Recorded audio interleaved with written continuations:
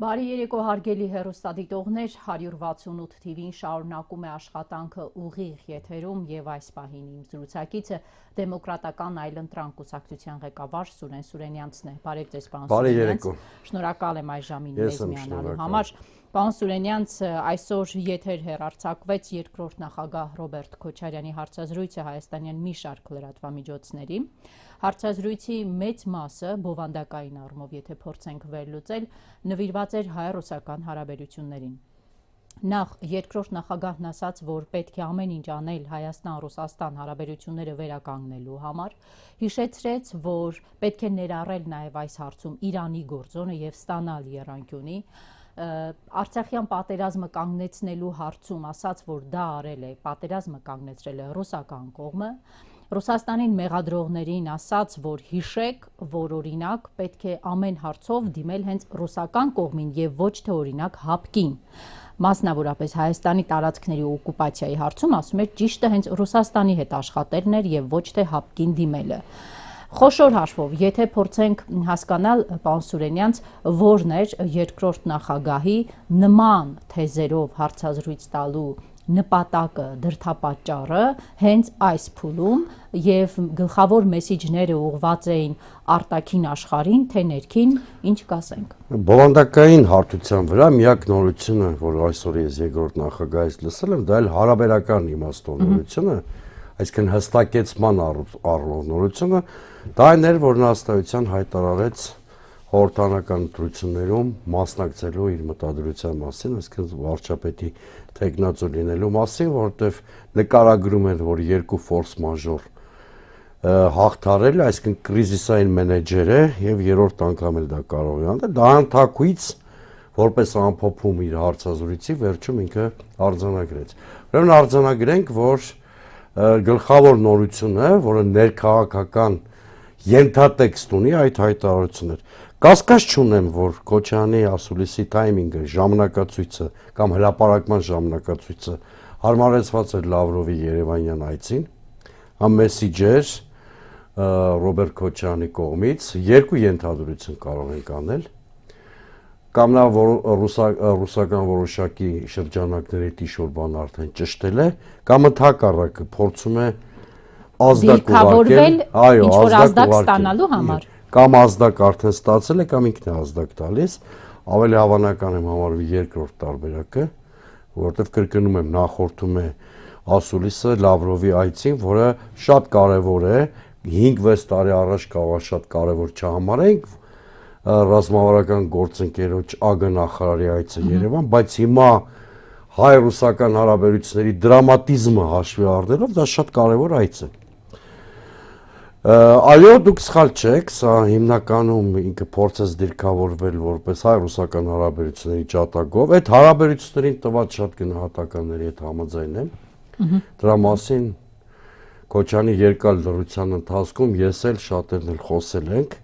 իսկապես ՀԱՊԿ-ի վերաբերյալ նրա գնահատականները ճիշտ, ՀԱՊԿ-ն ինչ է, ՀԱՊԿ-ն ընդհանրապես պետք է ճիշտ հասկանալ, հայ-ռուսական հարաբերությունների հարթակներից մեկն է։ Եվ իսկապես ՀԱՊԿ-ում ՀԱՊԿ ասելով մենք նկատի ունենք հենց Ռուսաստանը, որտեվ առնվազն միջազգային հարաբերություններից յուրականությունից կտրված պիտի լինի մեկը, որ ՀԱՊԿ ասելով Ղրղստանը կամ Բելարուսը նկատի ունենա։ Պարոն Սուրենյանց, բայց ուշագրավ էր այն, որ երկրորդ նախագահը երբ խոսում է հայ-ռուսական հարաբերությունների մասին, անընդհատ այդ հարաբերությունները նա դիտարկում էր իր կառավարման ժամանակաշրջանի հետ համեմատության մեջ, օրինակ ասում էր, այ ինչպես էր 90-ական թվականներին Հայաստանը, Ռուսաստանը ինչ պայմանավորվում էին 100%-ով անում էին պայմանավորվածությունները, այ ինչպես է, որ հիմա չէին անում, որքանով է ճիշտ հետ գնալ եւ 20 տարվա վաղեմության համատեքստում այդ հարաբերությունները դիտարկել, չէ՞ որ այս տարիների ընթացքում փոխվել են նույն Ռուսաստանը, այս տարիների ընթացքում փոխվել են Ռուսաստանի առաջնահերթությունները, փոխվել են Ռուսաստան-Ադրբեջան հարաբերությունները, փոխվել է Հարավային Կովկասը իր առաջնահերթություններով։ Հավասիկ ես մի քանի լրացումով ձեր ասածը հավելեմ կամ լրացնեմ, ուրեմն իսկապես պետք է ամեն ինչ անել, որ հայ-ռուսական հարաբերությունները տոքսիկ բաղադրիչը վերանա, բայց լրիվ նույն հայ-ռուսական հարաբերությունները այլևս չեն կարող լինել, դա գիտակցում են եւ Երևանում, եւ Մոսկվայում, օրինակ այդ մասին Սերգեյ Մարկեդոնովը բազմաթիվ հրապարակումներ ունի, որովհետեւ աշխարհն է փոխվել։ Նախ Ռոբերտ Քոչյանի պաշտոնավարման ամենավերջում տեղի ունեցավ Ռուսաստան-Արևմուտք հարաբերությունների նոր համակարգը, դա Մյունխենի հայտնի ելույթը Պուտինի 2007 թվականին է եղել։ Քոչյանի պաշտոնավարման ընթացքում շատ ավելի դյուրին էր կոմպլիմենտար քաղաքականություն վարելը կամ փոխլրացման, ամենևին սա չեմ ասում արդարացնելու համար Փաշինյանի արկածախնդրությունը, որովհետև Ռուսաստանի եւ Արևմուտքի հակադրությունը կամ էսկալացիան այս մակարդակի վրա չէին։ Այդ էսկալացիան սկզբնավորվեց 2007 թվականին, երբ որ արդեն Քոչյանի պաշտոնավարման ամիսներ էին մնում։ Սա մեկ, որ էապես այլ աշխարհում ենք ապրում։ Երկրորդը 2011-12 թվականներից փոխվեց Ռուսաստանի մերձավոր արևելյան քաղաքականությունը, այսինքն նրանք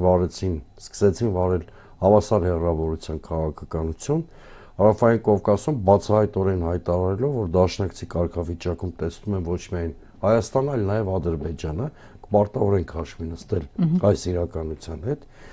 Հենց դրանից ծնվեց առաջի պատերազմից հետո հաստատված ստատուս քվոն փոխելու անհրաժեշտությունը Մոսկվայում, այսինքն ռուսները մեզ պարզ ասեցին, որ չեն կարող երաշխավորել այս ստատուս քվոն, որը գոյություն ուներ առաջի պատերազմից հետո, այդպես ծնվեց Լավրովի պլանը, այդպես ծնվեց 5 գումարած 2 լուծումը եւ այլն, հիմա չեմ ուզում շատ կենտրոնանալ դրա վրա, այսինքն արմատապես բան փոխվեց։ Եվ վերջապես էապես հայ-ռուսական հարաբերություններում բան փոխվեց 44 օրյա պատերազմից, բայց հատկապես Արցախի կորստից հետո։ Այսինքն ավելի բարդ է հայ-ռուսական հարաբերությունները վերադարձնել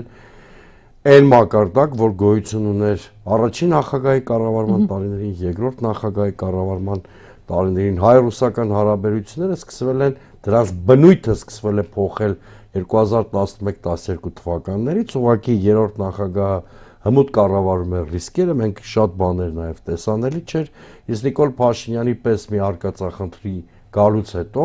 մենք տեսնելու ենք այս տուրբուլենտությունը, որ այսօր կա։ Ինչով եք դուք պայմանավորում այն, որ երկրորդ նախագահը հայ-ռուսական հարաբերություններում, հայ-ադրբեջանական հարաբերություններում այդ փոփոխությունների մասին չխոսեց։ Ինքն ասած, եթե կա մեկը, որը նեղացածի կարգավիճակ պետք է ընդունի, դա Ռուսաստանն է,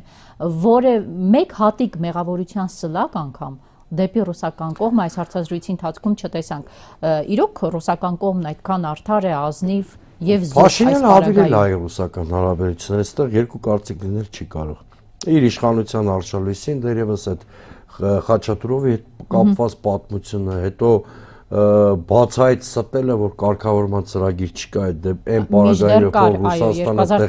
առաջի ջութակի դերն էր կատարում, Մոսկվայից եկող հորդորների անդադատեսումը եւ այլն, այստեղ վիճելու բան չկա, որ Փաշինյանը ավիրել է հայ-ռուսական հարաբերությունները։ Բայց գիտեք,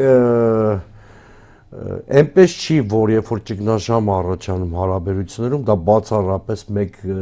կողմի մեղքով է լինում։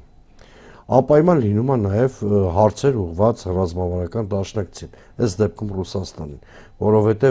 ինչքան էլ այո, մենք ընդունում ենք, որ տոքսիկ բաղադրիչ հայ-ռուսական հարաբերություններում մցրել է Նիկոլ Փաշինյանը, այնուամենայնիվ մենք հարցեր ունենք կապված խաղապահ առաքելության գործունեության արդյունավետության հետ կապված։ Ինչու երկրորդ նախագահը որևէ հարց չունեցավ ռուսական կողմից։ Ես դա արդյունավետ չեմ համարում։ Անշուշտ առաջին հերթին որևէ դիմադիր գործիչ պիտի քննադատի ուրեմն իր իշխանությանը, որովհետև մեր հարկերի հաշվին է գոյատևում։ Այս կամայական ցանկացած իշխանություն Հայաստանի հետո նոր դառնա արտաքին պարտիորին, բայց չի կարելի մյուս կողմից հայ-ռուսական հարաբերությունների այսօրվա վիճակի համար մեղավորներ փնտրել միայն Երևանում։ Օրինակ, արմեն թարմ բան ասեմ, տեսեք, շատ էլ ճիշտ են անում այդ հարցում, երբ որ Կոպիրկինը շատ զգայուն արձագանք է տալիս, պատմությունը ռևիզիայի է ենթարկել, օրինակ Արծրուն Հովհաննիսյանի հարցազրույցը։ Բայց մենք չենք տեսնում համարժեք գնահատական, երբ որ Ստեփանակերտում ապամոնտաժում են Մարշալ Բաղրամյանի արձանը, Հասկանում եք, հարցեր կան, նաև ռուսական կողմին հարցեր կան, իդեպ եթե բոլոր հարցերը պարզ չդրվեն, այլ խնդիր է, որ դա ոչ թե Ալեն Սիմոնյանավարի պիտի դրվի, այդ գրեհիկ մատերիալիզմի դրսևորումներով, այդ գրեհիկ վուլգարիզմով, հա, այդ ոչ թե այդպես այդ հարցերը ռուսների առաջ պիտի դրվի, այլ դիվանագիտական դիալոգի շրջանակներում մենք էլ իրանց հարցեր ունենք ուղղված, վերջո հարաբերությունները կարող են զուլալվել միայն այն պարագայում, երբ որ երկու կողմերը ցանկություն ունենան իմաստավորել հարաբերությունները։ Այո, մենք ռազմավարական դաշնակիցներ ենք, բայց եկեք անկեղծ խոստովանենք, որ միայն 2018-ից չի առաջացել այն խնդիրները Ռուսաստանի հետ կապված, որ տեսնում եք։ Ուղղակի Նիկոլ Փաշինյանը իրեն բնորոշ խելացնորությամբ այդ հարաբերությունները հասցրել է հատակին։ Դուք ասացիք պետք է Ինչու չխոսես, թերևս այս պահին տակտիկական խնդիր է լուծում, ամեն կերպ փորձում է դիրքավորվել որպես ռուսական խմբակցության ղեկավար Հայաստանում, ստանալու Ռուսաստանի բարեհաճություն։ Դուք մի ձևակերպում արեցիք ռուսական խմբակցության ղեկավարը Հայաստանում։ Անկամ պայմանականի դեպքում ռուսական խմբակցության ղեկավար եւ Հայաստանի սուվերենություն, դրանք հակադրության մեջ չեն, պարոն Սուրենյան։ Գիտեք, ես սկզբունքորեն դեմ եմ որևէ աշխարհաքաղաքական կենտրոնի դաբրո հասկացությանը։ Ես Հայաստանի իշխանության ձևավորման միակ սուբյեկտ համարում եմ Հայաստանի ժողովրդին։ Եվ խորապես վստահ եմ, որ եթե Հայաստանի ժողովուրդը սուբյեկտային վարքագիծ դրսևորի, արդեն աշխարհաքաղաքական կենտրոնները հաշվի են նստելու այդ կարծիքի հետ։ Եվ վերջո ինչ իշխանություն լինի Հայաստանում, շատ անկեղծ լինենք, նրա հետ կադապտացվեն եւ իրենց օրակարգերով կաշխատեն թե Միացյալ Նահանգները, թե Ռուսաստանը։ Իհարկե Ռոբերտ Քոչարյանի հետ համաձայն եմ այն հարցում, որ ստրատեգիական գործընկերոջ հարցում առանձնապես մեծ ընտրության հնարավորություն մենք չունենք։ Ձեր եթերներում էլ ես տասնյակ անգամներ շատ քաղաքագիտական հաջող ձևակերպումներով այդ ասել եմ, բայց ինչ վերաբերվում է առաջիկա ընտրական ցիկլին, ես այնքան էլ հակված չեմ այդ դապրոնների համակարգին կամ այնպիսի դիրքավորումներին, որը կբերի Մոսկվայի կամ որևէ այլ աշխարհաքաղաքական կենտրոնի բարեհաճությանը։ Այսինքն ես ձեզ ճիշտ հասկացա, պարոն Սուրենյան, դուք այն կարծիքին եք, որ երկրորդ նախագահը առաջին հերթին փորձում է ստանալ Ռուսաստանի դաբրոն, հետո նոր հայ ժողովրդի։ Հա, նման տպավորություն կա, նման տպավորություն անշուշտ կա։ Ես այդ արդյունավետ ճանապարհ չեմ համարում, որովհետև չմոռանանք նաև, որ Ռուսաստանի քաղաքական մշակույթի կարևոր բաղադրիչներից մեկը այնուամենայնիվ այդ պահին իրենց ազդեցության տակ գտնվող որևէ իշխանության հետ հարաբերություն չփչացնելն է։ Եվ շարունակելով Հայաստան-Ռուսաստան հարաբերությունների թեման, տեսեք, Ռոբերտ Քոչարյանին գործող իշխանությունը անընդհատ մեղադրում է ասելով, որ վերջինս եթե դարձավ Հայաստանի ղեկավար, Հայաստանը տանելու է միութենական պետության մաս դարձնի։ Երկրորդ նախագահը այսօր նաև այդ հարցին է պատասխանել եւ ասել, որ նախ եթե միութենական պետության մաս դարձնելու խնդիր լիներ, ինքը Հայաստանը իր կառավարման տարիներին կդարձներ միութենական պետության մաս, այնուհետև ասաց, որ իմ նախագահության ժամանակ Ռուսաստանի նախագահների հետ երբեք խոսակցություն չի եղել Հայաստանը միութենական պետության կազմում ընդգրկելու համար, ոչ էլ Բելարուսի նախագահն է դրա մասին խոսել եւ արեց այսպիսի մի ձևակերպում. եթե այս իշխանությունը ուզում է, որպեսզի Հայաստանը լինի սուվերեն, ապա Եվրամիությունից որքան հեռու մնաք, այնքան լավ, պարոն Սուրենյան։ Նա ուզում էր ցույց տալ, որ Եվրամիությունում պայմանական կենտրոնի լիազորությունները շատ ավելի շատ են, քան Ռուսաստան-Բելարուս բուտաֆորիկ միության մեջ, իսկապես Ռուսաստան-Բելարուս միությունը բուտաֆորիկ է։ Ուրեմն ես քաղաքական գործիչ եմ, որը սկզբունքորեն մերժում է Հայաստանի թե ուկրաինացման, թե բելարուսացման մոդելը, երկուսն էլ խիստ վտանգավոր են Հայաստանի համար։ Երրորդ մասով Ռոբերտ Քոչարյանի հետ այս դեպքում համաձայն եմ, Ռուսաստանի օրակարգում երբեք չի եղել Հայաստանը ինչ-որ միության մաս դարձնելը։ Ընդհանրապես մենք պետք է հասկանանք, որ Ռուսաստանին ավելի շատ այս պահին հատկապես եվրասիական անվտանգության հարցերն են հետաքրքիր եւ ընդհանրապես այդ միության գաղափարը Ռուսաստան-Բելարուս դա ֆորմա է հենց Ռուսաստանի եւ Բելարուսի ուղղայած հարաբերությունների համակարգը, հա, դա որևէ այլ երրորդ երկրի համար չաշխատող հարաբերությունների համակարգը, ընդհանրապես դա կեղծ խոսույթ է, որ Ռուսաստանը ուզում է վերածնել նոր միություն, չկա նման բան բնության մեջ եւ չկա նման բան Ռուսաստանի իրական օրակարգում։ Ռուսաստանի խնդիրն է, որ հետ սովետական տարածքում ունենա իր ազդեցությունը, սա իր կենսական շահերի գոտին է եւ թույլ չտա ՆԱՏՕ-ի էքսպանսիան կամ Եվրամիության նաև այս պահին այդ տարածաշրջանում այդ ինչպիսի երկկողմ կամ բազմակողմ հարաբերությունների համակարգով ինքը կարող է այդ խնդիրը լուծել Ռուսաստանը տարբեր դեպքերում մենք տեսնում ենք տարբեր մոտեցումներ օրինակ երբ որ կարմիր գիծ են անցնում այսինքն Ռուսաստանը համարում է որ գոյաբանական վտանգ կա իր շահերին տեղի են ունենում վրացական կամ ուկրաինական պատերազմները այլ դեպքերում Ռուսաստանը ավելի փափուկ մեթոդներ է կիրառում Հայաստանի դեպքում ինչ է անում Հայաստանի պարագայում Ռուսաստանում չեն էլ հավատում որ Հայաստանը ի վիճակի է կարմիր գիծ հատել անկախ նրանից որ դա իսկապես Փաշինյանը նման ցանկություն ունի Ռուսաստանում հասկանում են որ Հայաստանը այդ պոտենցիալը չունի այսինքն ամենաշատը Հայաստանը կարող է չարաճճի երեխայի դեր կատարել որը արևմուտքի տված բլիթներով մեկ-մեկ հակառուսական խայթոստեր կամ ստրիպտիզ անի դրանից ավել իրանք թերևս պատկերացնում են որ Հայաստանը ռեսուրսը պոտենցիալ չունի Այսինքն ռուսական կողմում հանգիստ են երբ Նիկոլ Փաշինյանը օրինակ գնում է Էստոնիա եւ ծաղիկները խոնարհում կոմունիզմի զոհերի հիշատակին դա ընդամենը չարաճճիություններ են ոչ ավելի Իրենք համարում են որ դա հա այդ տրված արևմուտքի քաջալերանքի նեոլիբերալ շրջանակների եւ անում այդ քայլերը բայց իրենք հասկանում են որ գործնականում արևմուտքին Հայաստանը պետք չի Դրա համար հանգիստ են Եվ փորձում են տարբեր ձևերով կառավարել այս անտագոնիստական հարաբերությունները, որ կա հայ-ռուսական հարաբերություններում։ Օրինակ, մի շարք բանի իրենց դաշնակցային պարտավորությունների չկատարումը որոշ դեպքերում կարողանում են բարթել Նիկոլ Փաշինյանի ուսերին, չնայած դա այդպես էլ կառաջի պատասխանատուն ինքն է, որոշ դեպքերում կառավարում են ճգնաժամը, մեկ այլ դեպքում Օրինակ Լավրովը վաղ կգա Հայաստան որոշակի նոր բանաձևեր կառաջարկի համագործակցության Դուք նկատի ունեք հայ-ռուսական հարաբերություններում վերաթարմացումներ Լավրովի այցով Այո, տեսեք, քանի դեռ Ռուսաստանը Միացյալ Նահանգների հետ գլոբալ համաձայնությունների չի հանգել բոլոր տեղերում փորձում է ստատուս քվոն տարբեր մեխանիզմներով պահել իր ազդեցության տարածքներում միջև ժամանակ կունենա մեր ռեգիոնով ու Հայաստանով մասնավորապես ավելի գլոբալ հարթության վրա զբաղվելու Այսինքն Լավրովի այցից ձեր ակնկալիքները ընդամենը վերաթարմացումներն են եւ ոչ ավելին հարաբերությունների Որ սպասենք որ այդ մի այցից էական բաներ են փոխվելու իհարկե չէ Էլի արևմտամետների, պսևդո արևմտամետների ոռնոց ենք ստեղ լսելու, այդ այցի հետ կապված չեն բացառում նաև որ ինչ-որ բողոքի ակցիաներ փորձեն կազմակերպել։ Էլի երկուստեք կարևորվելու է հարաբերությունների սերտացումը, բայց բովանդակություն չենք տեսնելու այդ ֆրազների մեջ։ Ճգնաժամային իրավիճակի կառավարում կարող եք համարել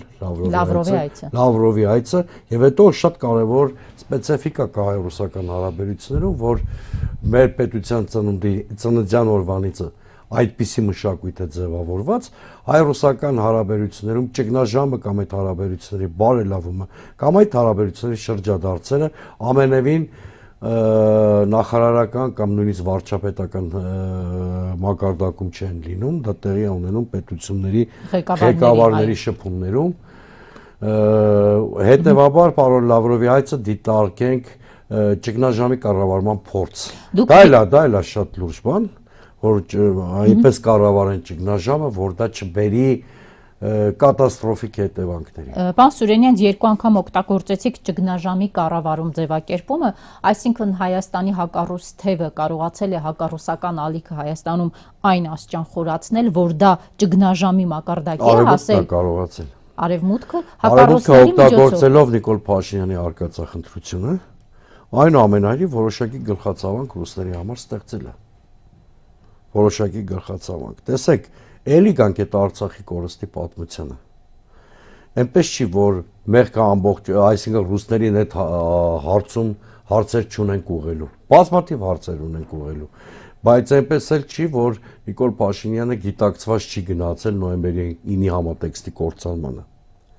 Իսկ մենք ակնհայտ այդտեղ արևմուտքի միջամտությունը տեսնում ենք։ Եվ վերջապես կա շատ կարևոր հարց, որը վերաբերում է կոմունիկացիաների ապաշրջափակմանը, եթե կուզեք դա գլխավոր հարցն է, որը Հայաստանի տարածքում եւ Հայաստանի շուրջ առաջացնում է աշխարհակաղակական կենտրոնների շահերի էական բախում։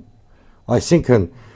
այդ միջին միջանցքով կամ տրանսկասպիան նախագծով արևմուտքը այս պայն ավելի շատ Եվրամիությունը փորձում է ինքը վերահսկել այդ 42 կիլոմետր տարածքը, ռուսները փորձում են ատամներով պահել նոյեմբերի 9-ի փաստաթուղթը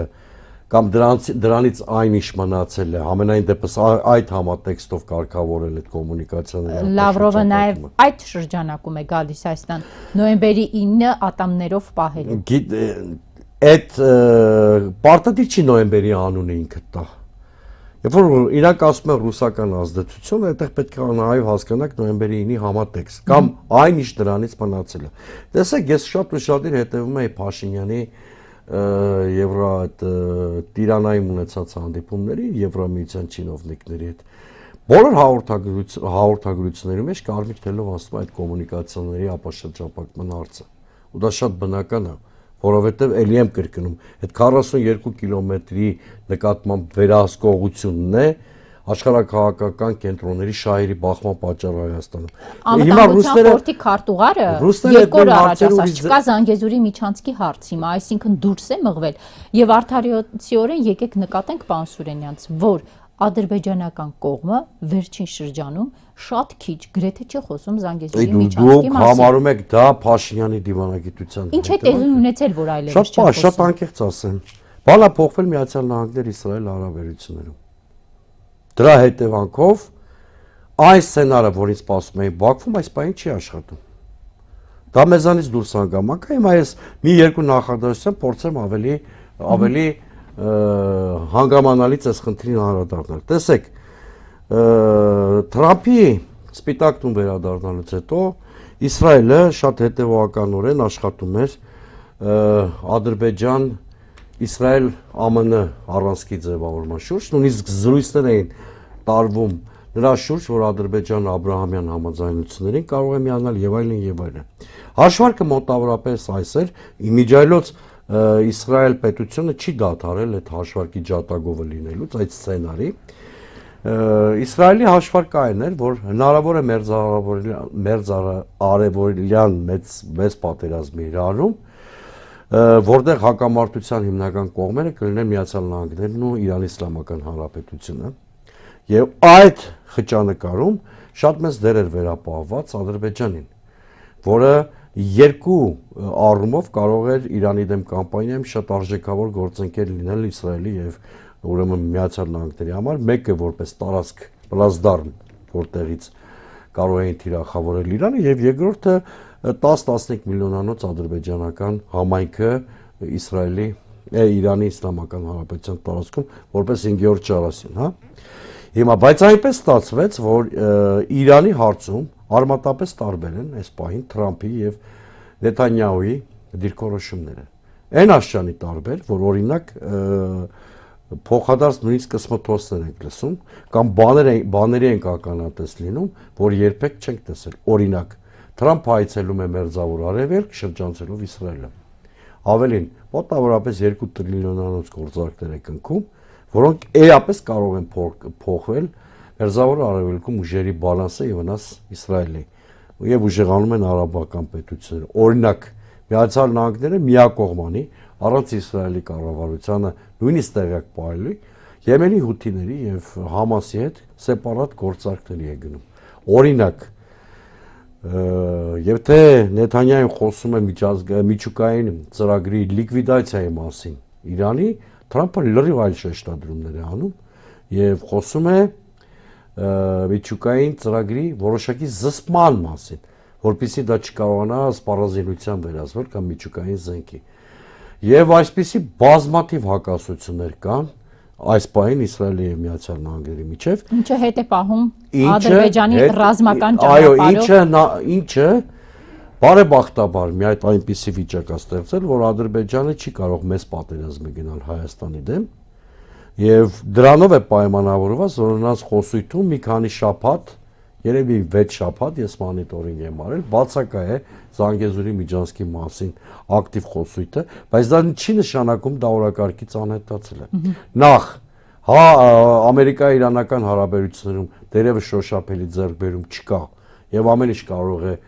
ի դժբախտություն մեզ հակառակ տրամաբանությամբ զարգանալ, մեկ, եւ երկրորդը որևէ կերպ Ադրբեջանը չի հրաժարվելու Զանգեզուրի Միջանցքի տրամաբանությունից եւ հիմա կարող է ճնշման այլ գործիքներ է փորձում իր զինանոցում ունենալ։ Այսինքն վաղաժամ է խոսել, որ այդ հարցը օրակարգից դուրս եկել։ Այդ հարցը քննարկումների ակտիվ ֆազայից է դուրս եկել։ Գուցե այդ հարցը տեղափոխվել է Փաշինյան-Ալիև երկկողմ ձևաչափով սուրճի սեղանի շուրջ քննարկումների չինովնիկների տիրույթ, որտեղ վերջին շրջանում այդ հարցի լոբիզմով զբաղվում է Եվրամիությունը, նրանք փորձում են տրանսկասպիան կամ Միջին Միջանցքի գաղափարը շրջանառու դարձնել։ Ինչքանով Միացյալ Եվրամիությունը Թուրքիայի գործակցությամբ կարող են այս հարցը առաջ մղել, դա ցույց կտա ժամանակը, բայց հիմա շատ ակտիվ Սամարխանդում սրանից մի ամիս առաջ այդ հայտի տիկինը Ուրսուլա ֆոն դեր Լայն, այո, խոսում են անխոչնդոտ ճանապարհների մասին, դրա մասին կալասը խոսեց վերջերս նաև Ադրբեջանում, այսինքն Եվրամիության պաշտոնյաները Միացյալ Նահանգների հետ Եվրամիության հարաբերություններում առաջացած ճգնաժամից հետո հատկապես կարևորում են Թուրքիայի գործոնը տարածաշրջանում եւ փորձում են Թուրքիայի օգնությամբ Զանգեզուրի Միջանցքը իրականություն դարձնել։ Ուղղակի, եթե Իրանի շուրջ անցանկալի զարգացումների պարագայում այդ հարցը դիտարկվում էր որպես այդ հարցում կարևորում էր անվտանգության բաղադրիչը, եվրոպացի չինովնիկները Զանգեզուրի Միջանցքը բարձրացնում են տնտեսական բլիթներով։ Տարբերությունը դա է։ Իսկ ինչ խնդիր էր, ասում եք, եվրոպացիները այդ խնդիրն են լուծում, իսկ ինչ խնդիր էր լուծում Նիկոլ Փաշինյանը Ալիևին սուրճի հրավիրելով, Ալիևից մերժում ստանալով, իր այդ խեղճուկրակ կեցվածքով, անընդհատ Ալիևին ներքևից նայելով, ինչ խնդիր էր ինքը լուծում։ Գիտեք,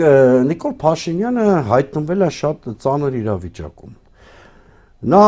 իհարկե տգետ է, բայց ոչ այն հասճանի, որ չհասկանա, որ արևմուտքից որևէ ռեալ երաշխիքներ չի ստանալու։ Բացի այդ Մակրոնի հետ գրկախառնվելը, Մակրոնի հուզվել, դե Մակրոնը մարդ է գտնում, որ գրկախառնվի, եկեք շատ անկեղծ լինենք, բանը նորություն չի իր համար, բայց ամեն դեպքում Նիկոլ Փաշինյանը հասկանում է, որ արևմուտքից որևէ երաշխիքներ չի ստանալու, բայց Նիկոլ Փաշինյանը այս ստեղծված իրավիճակում, հատկապես Սպիտակ տանը տեղի ունեցած փոփոխությունից հետո Նիկոլ Փաշինյանը օր առաջ պետք է մտածեր տոքսիկ բաղադրիչը հայ-ռուսական հարաբերություններում վերացնելու մասին։ Բայց Նիկոլ Փաշինյանը կատարյալ արկածախնդիր չէր լինի, եթե չշարունակեր իր արկածախնդրությունը, եւ նա փորձում է ռուսական հովանոցը փոխարինել թուրքական հովանոցով անվտանգային, սա այնքան ակնհայտ է, նա գցնում է Ալիևին ճիշտ այնպես, ինչպես ժամանակին սովետական Հայաստանի շատ ղեկավարներ գցնում էին Կրեմլի տիրոջը։ Այսինքն այդ նույն հարաբերությունների համակարգն է գործում։ Նա կարծում եմ, որ եթե Էրդողանի ժեստեր անի, զիջումներ անի, դրանով մեր անվտանգության ռիսկերը կչեզոքացնի, ճիշտ հակառակն է տեղի ունենում։ Իր քաղաքականության հետևանքով մենք ռուս կներեք թուրք-ադրբեջանական ակցիայի մեջ ենք հայտնվում, որը ուղղակի մարտահրավեր է մեր պետականությանը։ Հետո չմոռանանք, որ 2026-ի հարցը Նիկոլ Փաշինյանը լուծում վերընտրվելու։ Ու հանկարծ չկասկածեք, որ նա դրան կգնա նույնիսկ հայկական պետականության փլատակների վրա։ Այսինքն իրենք գիտեն մարդն է Նիկոլ Փաշինյանն էլ, նրա կինն էլ, որ իրենց վերընտրությունը կարող է լինել պետականության փլուզման գնով, դրա համար է նաև օրինակ Աննա Հակոբյանի շատ կոշտ արձագանքը համացանցում արված գրառումների։ Մեկին ասում է ոչիլ, մեկին ասում է տգետ, րոպեներ առաջ նայում եմ Էդգար Ղազարյանի նկարն է դրել իր էջում, գրել անվանել նրան այ երկրի ղեկավարի կինը նման ձևակերպումներով արձագանքում է իրենց հասցեն ցանկացած բանի։ Մենք մի հրաշալի հեքիաթ ունենք Քաշնազարի եւ Ուստյանի մասին։ Ուղղակի այդ հեքիաթում Ուստյանը եթե զսպող դեր էր կատարում, փորձում էր ամուսնու արկածախնդրությունը սանձել։ Մեր օրյա ողբերգության մեջ դա տրագիկոմեդիա է, հեքիաթ չի։ Ուստյանը պայմանական, ամուսնուց ավելի արկածախնդիր է։ Եթե կրթվելը նորաձև է տերմինը, արդեն խորը անգրագիտության մասին է խոսում, որտեղ կրթվելը չի կարող մոդալ լինել, չի կարող նորաձևություն, դա պարտադիր է, դա անհրաժեշտություն է, դա իմպերատիվ է։ Եվ այս կարող են փոխել իրենց կարգախոսը, կրթվելը խուժանություն է կամ խուլիգանություն է, փաստորեն, այդ նորաձևությունը այդպես կարող ենք բնութագրել, այո, իրանք ստրեսի մեջ են, ամբողջ իշխանությանն է դա բնորոշ։ Նոր որ ես գալիս էի ձեր տաղավար, Ալեն Սիմոնյանը ինչ-որ շատ ոչ ադեկվատ քրտնած վիճակում ուղիղ եթեր էր մտել, այո։ Տիրոջ մանգալու, որտեղ իր հասցեին ինչ-որ ամբաստանություններ էին արել լստիրա։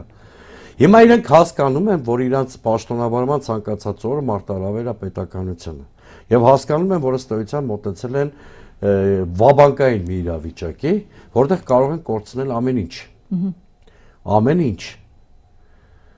Եվ այս գիտակցումը իրանց բերում է խիստ ջղային ու անհավասարակշիռ իրավիճակի։ Նախ այդպես մենակ թիմը կարող են պահել։ Այդպես։ Հիմա իրանք ասում են, այ ոչ միայն կպիտակավորենք մեր հակառակորդներին քաղաքական մրցակիցներին, այլ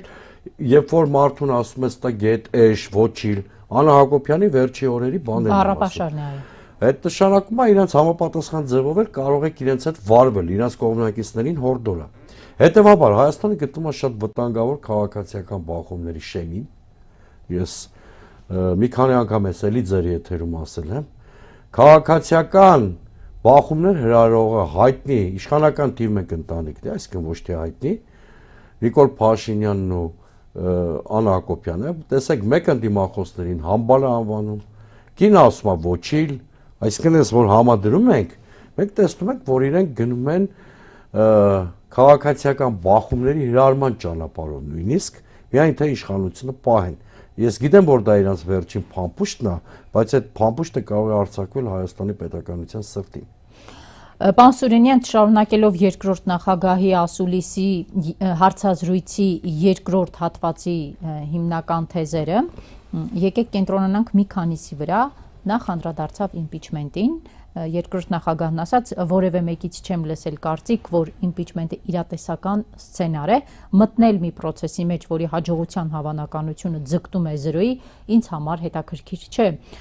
Ըստ ձեզ որտեղից նա գիտի, որ հաջողության հավանականությունը ձգտում է 0-ի, չէ՞ որ 0-ական է համարում մի բան, որ անգամ չեն էլ փորձում փորձել։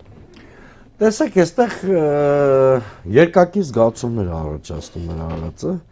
Այդ դեպքում ընդհանրապես այդ զույգ խմբակցությունների գոյությունը ազգային ժողովում անիմաստ էր, որտեղ այդ զույգ խմբակցություններն էլ հատկապես ավելի մեծ է Հայաստան խմբակցությունը, որտեղ ինչքան թվականակը մեծ է, այնքան պատասխանատվությունը շատ է։ Խորհրդաններ եկել այդ մի խնդիրը լուծելու համար։ Երևի չեմ կեղծում, չէ՞ որ իրենք են ասել, որ գնում են Նիկոլ Փաշինյանի ճանապարհին։ Երկու դիմադիր խմբակցությունների այլ մանդատի այլ առաքելություն կամ բովանդակություն գոնե ինձ հայտնի չի։ Որևէ այլ խնդիր ես իրենց հետ չեմ կարողանում կապել։ Հիմա, այսինքն այդ անիրատեսականությունը կարող են իրենք գիտակցել նաև ավելի շուտ։ Երբ որ դիմադրության շարժման ժամանակ էին դա խոստալի, սրբազան շարժման ժամանակ էին խոստալի եւ այլն եւ այլն։ Երկրորդը դա խոստովանություն է, որ ինքը շատ լավ տիրապետում է իր խմբակցության պոտենցիալին եւ ըստ երևույթին իսկապես իրատեսական չի համարում, որ այդ գործիքով հնարավոր է իմպիչմենտի գեներացիա։ Ինչ է նշանակում ինքը տիրապետում է իր խմբակցության պոտենցիալին, այսինքն վստահ չէ, որ եթե լինի հրահանգ, որ այո, սկսում ենք իմպիչմենտի գործընթաց, բոլորը այդ հրահանգին կհետաքրքրեն։ Այո, եթե չկա փողոց, ես էլ եմ ձեր եթերում ասել։ Եթե չկա փողոց, իմպիչմենտի մասին մոռացեք։ Մոռացեք։ Նույնիսկ 36 ստորագրությունը չի հավաքվելու, ես ձեզ վստահեցնում եմ։ Եթե չկա փողոց, նույնիսկ ես ԿՊ-ից հեռացված երկուսին էլ բոնուս նվեր եմ տալիս, նույնիսկ այդ պարագայում 36 ստորագրություն չի հավաքվելու։ Ես ձեզ հավաստիացնում եմ, առանց փողոցի, նույնիսկ ընդդիմության այդ կոնսոլիդացիան, նույնիսկ եթե ընդունենք, որ մի հատ իդեալական տեխնացու ենք, թե 36 ստորագրությունը չի հավաքվելու։ Այսինքն այդ Մոդմարուկյանը չի կարողանալու հավաքել 36 ստորագրություն։ Տեսեք, արդեն այդ իմպիչմենտի թեման, ես ընդհանրապես շատ հազվագյուտ եմ հիշում Հայաստանի պատմության մեջ, այդ առումով ասեմ, իրատեսական չի իրոք իմպիչմենտը, առանց փողոցի, այսինքն ով որ այդպես բան է առաջարկում, նաև քաղաքական ծրագիրը պետք է առաջարկի, որը կհավաքի ու կպահի փողոց այդ խնդիրը լուծելու համար։ Դե առաջարկողներն ասում են սահմանադրությամբ դա ձեզ տրված իրավունք է, падգամավորներ ով ասես որ իրավական բուրգը կարաս բուրգի մեջ կարաս ճակ առաջացնես։ Իշխանական բուրգի մեջ ճակ չես առաջացնում։ Խոսա անդադ խոսա այդ մասին։ Միևնույնն է, բանը այն շիշ բռնողը կամ կեպի ման տվողը այդ զրույցը իրանց համար ազդեցիկ չեն համարում։ Այդ դեպքում իշխանության հետ աշխատած Էդմոն Մարուքյանը ինչի վրա է հույսը դրել, որ մտել է խաղի մեջ։ Ես Էդմոն Մարուքյանին հանդիպելու առիթ ունեցել եմ, նրան նույն բանն եմ ասել, որ եթե փողոց չկա, այդ բուտաֆորիկ գաղափար է, այդ բանը իմպիչմենտը չի աշխատելու։ Հիմա ես շատ քիչ եմ տեսել, որ մի process-ը իմպլեմենտացվելուց, այսինքն ֆորմալիզացվելուց մի քանի րոպե հետո վիժեցվի։ Տեսեք, առավոտյան Էդմոն Մարուքյանը գրած, որում ասեմ, կլասիկ քաղաքական ժանրի կանոններով ինք իր համաձայնությունը տվեց, այն երկուսն էլ ստորագրեցին եւ այլն։ Բայց անմիջապես դրանից րոպեներ անց հեռարձակվեց Ռոբերտ Քոչարյանի։ Հա, Էդմոն Մարուքյանի այս քայլից հետո խորհրդանական ընդդիմությունը ինչ կարող էր անել։ Տարբերակները 3-ն են։ Կամ պիտի նրանք հայտարարեին Էդմոն Մարուքյանի տեխնացիոնը պաշտպանելու մասին, եթե տեխնացություն են, ինչը օրինաչափ էր քաղաքական ժանրի տեսակետից, կամ պիտի ավելի մեծ կոնսոլիդացիոն ռեսուրս ունեցող տեխնացու առաջարկեին, Պողոսին, հիմա անուն չտանք։ Կամ պիտի անեին այն ինչ որ Ռոբերտ Քոչարյանը արեց, դա երրորդ տարբերակներ, այսինքն հայտարարել, որ իմպիչմենտի օրակարգը իրատեսական չէ, վերջակետ դնել այդ գործընթացի վրա, որտեղ զույգ խմբակցություններից որ մեկն էլ նման հայտարարություն անի, որ իրատեսական չի համարում, համարեք այդ գործընթացը վերջացած։ Այսինքն վերջացած համարվում է Ռոբերտ Քոչարյանի այսօրվա հարցազրույցից։ Ցանկացած խմբակցության ղեկավար, որ կաներ այդ հայտարարությունը կամ լիդեր, կլներ Քոչարյանը, կլներ Սեյրան Օհանյանը, կլներ Հայկ Մամիջանյանը կամ Սերժ Սարգսյանը, այդ գործընթացը նույն րոպեին դադարում է ակտուալ լինելուց, որովհետև պարզա չէ, միայն երկու խմբակցությունների համախմբման դեպքում այդ process-ը տեսական շանս ուներ նաև փողոցի օգնությամբ ինչ-որ հաջողություններ ունենալու։ Եթե խմբակցություններից մեկը ասում է այդ հարցում այլևս ինձ վրա հույս չդնեք, համարեք գործընթացը սպառված, եթե նույնիսկ ես ու դուք ամբողջ օրը այդ մասին խոսենք։ Իմպիչմենտի մասին խոսացած եւ իմպիչմենտի գաղափարը պաշտպանած երկու հանրային գործիչ Էդգար Ղազարյանն, Նարեկ Մալյան ինչ են ասում։ Ասում են, եթե դուք բնում խեղդում եք իմպիչմենտի գործընթացը, եթե դուք դրան ասում եք ոչ, ուրեմն դուք կողմ եք, որպեսզի Հայաստանի ղեկավար մնա Նիկոլ Փաշինյանը։ Դե մի քիչ շատ ծայրահեղացված դիրքորոշում է, որտեղ ասում է իրատեսական չեմ համարում։ Չի ասում ես կողմ եմ, որ Նիկոլ Փաշինյանը։ Բայց քայլել չի անում, որ իրատեսական դառնա։ Ես երկու խմբակցություններն էլ գնահատական եմ դնում, երկուս, իրանք լիկվիդ են մնացել, կոպիտ ասած 2021-ին ոնց որ ԿՊՆ-ը իր նախընտրական ծրագրերը ձախողել, այնպես էլ զույգ ընդդիմադիր խմբակցություններն են ձախողել, քանի դեռ Նիկոլ Փաշինյանի իշխանությանը։ Իրանք հիմա ասում են լիկվիդ ենք ընկել, բայց մեզ մի հատ էլ պապիտ կրտվեք, 2026-ին էլ փորձենք, այդ արդեն ժողովուրդը պիտի որոշի, ինչի պիտի նորից հնարավորություն տա 5 տարի, եթե Նիկոլ Փաշինյանը 7 տարում առաջի դասանից երկրորդ չի փոխադրվել, մեր ընդդիմությունն էլ անցած 4 տարում առաջի դասանից երկրորդ չի տեղափոխվել։ Հիմա